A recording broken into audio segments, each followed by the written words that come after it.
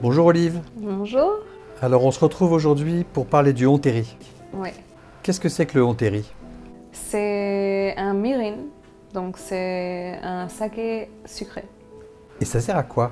Plein de choses. On peut le travailler en sauce ou on peut le travailler sur des poissons, dans des marinades. Aujourd'hui, on va faire un ponzu avec le mirin Hontéri et un petit peu de géranium. Et après, avec ce ponzu, on va faire une petite assiette de palourde. On va démarrer par mettre le mirin, du vinaigre de riz et du kombu. C'est une super algue qui non seulement assaisonne, mais qu'on peut aussi utiliser pour mariner des poissons, pour les préserver. Donc quand ça commence à frémir, on va ajouter le katsuobushi. Donc c'est de la bonite séchée. Le géranium, du coup, on l'ajoute juste après le katsuobushi. Donc là, ça fait 30 minutes. Le géranium, le kombu, le katsuobushi et le mirin, tout est infusé. Et on a notre base de ponzu. On va ajouter le citron. Froid. On va faire une petite recette avec les palourdes.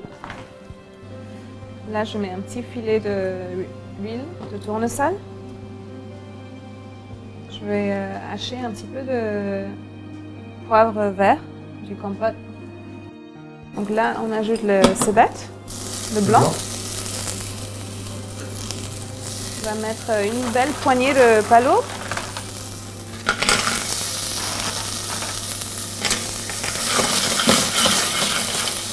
Ça, c'est les palourdes de Monsieur Jean-Paul en Normandie, à Utah Beach. Et là, je vais mettre quelques cuillères de ponzu pour déglacer.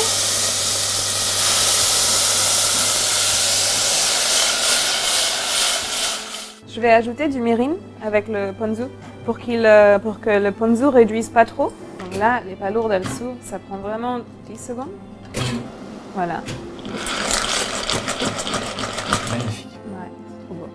Parce qu'on n'a pas besoin qu'elle cuise, on a juste besoin qu'elle s'ouvre. Qu'elle s'ouvre, d'accord. On va mettre juste un peu de ponzu frais aussi.